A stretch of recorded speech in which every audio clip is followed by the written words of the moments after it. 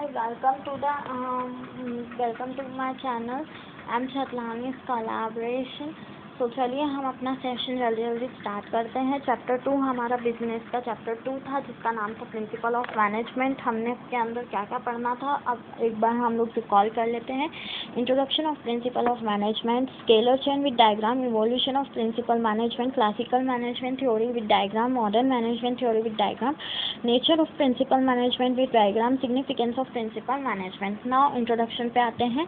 Herbert हिक के according जो भी मैनेजमेंट के सिद्धांत होते हैं या जो भी उनके कानून होते हैं, ठीक है, जो भी उनके रूल्स होते हैं, वो सब क्या होते हैं, एक मैनेजरियल एक्शंस के लिए होते हैं। Managerial actions in the sense कि जो भी आप मैनेजमेंट के अंदर एक्शन कर रहे होते हैं, जो भी आप डिसीजन ले रहे होते हैं, उसको बोलते हैं मैनेजरियल एक्शन, जो कि पहले डिज़ाइन किए जाते हैं। और क्योंकि हम लोग इस बिजनेस के अंदर जो भी नुकसान हो रहे हैं उनको समझ सकें, और जो भी हमारे ऑर्गेनाइजेशन के परफॉर्मेंस में जो भी हो रहा है, इम्पोर्ट हो रहा है, मतलब कि अच्छा बुरा, वो हम समझ सकें, ठीक है, वो होता है principle of management. Now let's come to the scalar chain. Scalar chain के अकॉर्डिंग जो प्रिंसिपल है, मतलब जो सिद्धांत है, वो आपको एक उदाहरण के रूप में आपको दिखाया गया है, ठीक है। इसमें जो एफ और पी है वो है क्या है, मैकेनिक है, और बाकी सारे क्या हैं, आपके इनके थ्रू वर्क करने वाले हैं। तो चलिए आप एक बार डायग्राम देख लीजिए। इसमें मैंने आपको बताया था एफ और पी क्या है, आपके एफ और पी आपके हैं मैकेनिक, और बाकी सारे इसके अंदर में वर्क करने वाले हैं, ठीक है। Now let's come to the evolution. Evolution मतलब कि इसकी स्थापना कब हुई थी। One comes across various school through outline principle. Okay, इसमें क्या होता है, बहुत सारे डिस्टिंक्टिव फेसेस होते हैं, जिससे आप लोगों को ये पता चलता है कि पुराने ज़माने में के बीच में क्या सोचा था और क्या क्या अब तक मॉडर्नाइज्ड हो चुका है। तो अब हम इसके बारे में पढ़ते हैं। इसके बहुत सारे डिस्टिंक्टिव फेसेस होते हैं, जैसे कि अर्ली प्रोस्पेक्टिव, जो पहले से किया हुआ है और जो अब तक चले जा रहा है, वो क्लासिकल मैनेजमेंट जो पहले था, ठीक है। उसके बाद ह्यूमन रिलेशन अप्रोच, आपस में जो लोगों के भाव थे बिजनेस को लेकर, मैनेजमेंट को लेकर, उसके बारे में बात करना। ऑर्गेनाइजेशन ह्यूमनिज्म में मतलब होता है कि जो ऑर्गेनाइजेशन के अकॉर्डिंग जो जिन लोगों से आप मिलते हैं उसको क्या बोलते हैं, ऑर्गेनाइजेशन ह्यूमनिज्म। इसके अंदर आपने कितने सारे साइंस के ऑपरेशन, साइंस के बहुत सारे ऑपरेशन को रिसोर्सेज आपने इसके अंदर कितने बिल्ड किए हैं, वो सब आपको बताया जाता है। Now let's come to the modern management. अब क्या हो रहा है आपके मॉडर्न मैनेजमेंट में, आपको ये जानना है। क्लासिकल मैनेजमेंट क्या होता है, एक क्वाइट और नेचुरल टाइप का फेस है, जो कि पहले से ही लोग इसके लिए काम करते हैं, जैसे कि डिवीज़न ऑफ वर्क, लोगों के बीच में काम करने का भाव कैसा होता है, अथॉरिटी और responsibility, discipline, unity of command, ये सब क्या होते हैं, classical management. Now let's come to the modern management. Modern management में क्या होता है कि मॉडर्न ऑर्गेनाइजेशन एक बहुत ही कॉम्प्लेक्स सिस्टम है। कॉम्प्लेक्स मतलब कि बहुत ही जटिल जो है इसके सिस्टम है। इसके अंदर बहुत सारी मॉडर्न टेक्निक्स का यूज़ किया हुआ है। क्योंकि इसके अंदर जो भी ऑर्गेनाइजेशन से रिलेटेड जो भी प्रॉब्लम्स होती हैं उसको सॉल्व करने के लिए, ठीक है। अब इसके डायग्राम से मैं आपको बताती हूँ। हेनरी फुल के अकॉर्डिंग डिवीज़न ऑफ वर्क होना ज़रूरी है। जब तक आपका वर्क के बीच में जो डिवीज़न नहीं होगा, भाग नहीं होगा, तो आपका क्या हो जाएगा, सारे काम एक दूसरे से जो होंगे को रिलेट नहीं कर पाएंगे। ऑथोरिटी और रिस्पॉन्सिबिलिटी होना ज़रूरी है। किसी एक के ऊपर रिस्पॉन्सिबिलिटी डाल देना एक पूरे ऑर्गेनाइजेशन की, इट्स नॉट अ गुड। और अथॉरिटी किसी एक की होगी तो ही अच्छा रहेगा, रिस्पॉन्सिबिलिटी बहुत सारे लोग लेंगे तो भी अच्छा होगा। Now let's discipline. कोई भी ऑर्गेनाइजेशन को चलाने के लिए सबसे पहले डिसिप्लिन की बहुत ज़रूरत है। उसके बाद यूनिटी ऑफ कमांड, जिस जिसके साथ मिलके आप काम कर रहे हैं या जिन लोगों के साथ में आप काम कर रहे हैं उनके साथ में आपको अच्छी यूनिटी होना चाहिए, यूनिटी ऑफ डायरेक्शन। आपको लोगों को डायरेक्ट करने की भी एक कला होनी चाहिए, जिससे आपकी जो पूरी यूनिटी हो, जो भी आपके यूनिट में वर्क कर रहे होते हैं उनको डायरेक्ट करने का आपके अंदर एक जज्बा होना चाहिए। उसके बाद subordinate of individual interest to general interest.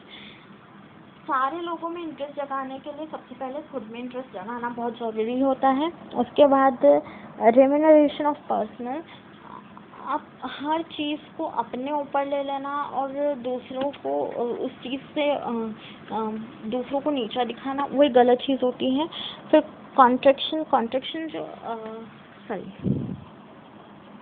Centralisation, किसी भी कार्य के बीच में क्या होना चाहिए, क्या क्या चेंजेस होना चाहिए, वो एक सेंट्रलाइजेशन होता है। स्केलर चेन मैंने आपको बताया।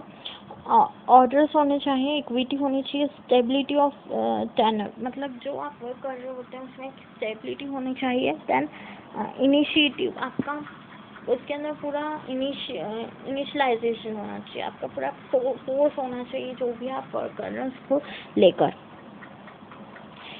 एक्सपीड कॉस्ट, जो भी आपका कॉपरेशन है उसमें एक्सपर्टाइजेशन होना चाहिए आपका।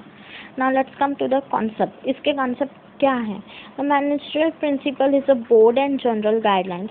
मैनेजरियल प्रिंसिपल किसके ऊपर बेस्ड है? बोर्ड और जनरल गाइडलाइंस के ऊपर बेस्ड है for decision making and behaviour. क्यों? क्योंकि इसके कोई भी आपको गाइड किसके बेसिस पर करेगा, कोई भी आपको जज या गाइड किसके बेसिस पे करेगा? डिसीजन के ऊपर, आपके जो डिसीजंस होंगे उसी पे ही आपको जज किया जाएगा। उसके बाद आपका बिहेवियर कैसा है उस पर जज किया जाएगा।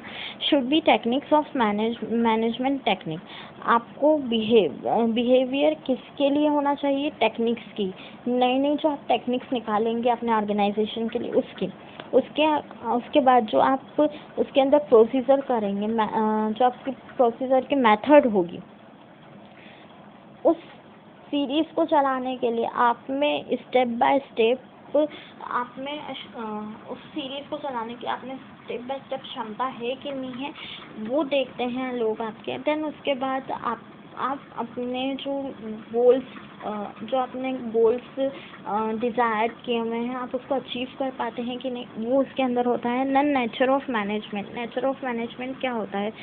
These principles are guidelines to action. They denote a cause of effect relationship. The following points.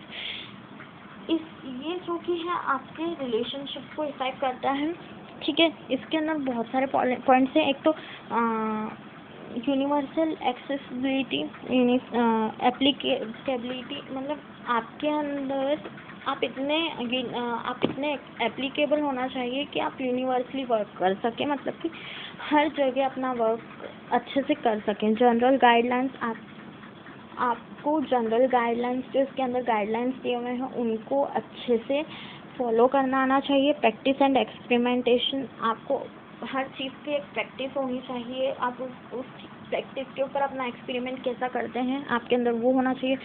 Flexible होना चाहिए, कॉन्टीजेंट होना चाहिए। Then now nature of principle management. देखिए मैंने आपको बताया वो भी यही है कि universal applicability, then general guideline formed by practice and experiment, flexibility, mainly behaviour, cause and effect relationship, contingent, ये सब क्या है? Nature of principle of management. Now significance of management, इसकी क्या क्या उद्देश्य हैं वो देख लीजिए। इंक्रीज इन एफिशिएंसी, हमेशा जो भी आप ऑर्गेनाइजेशन में क्या काम कर रहे होते हैं आपके अंदर उतनी एफिशिएंसी होनी चाहिए, तो आप उसको और ज़्यादा बढ़ाना चाहते हैं, वो एफिशिएंसी होनी चाहिए। आपको हर चीज़ समझने की एक क्षमता होनी चाहिए, एक बेटर अंडरस्टैंडिंग होने की क्षमता होनी चाहिए। देन फिक्सिंग रिस्पॉन्सिबिलिटी, आपको अपने लिए एक रिस्पॉन्सिबिलिटी फिक्स कर लेनी चाहिए कि हाँ मेरा कर्तव्य ये है कि मुझे ये गोल अचीव करना है और आज ही करना है। देन डायरेक्शन टू मैनेजर, हमेशा मैनेजर के डायरेक्शन में ही चलना चाहिए।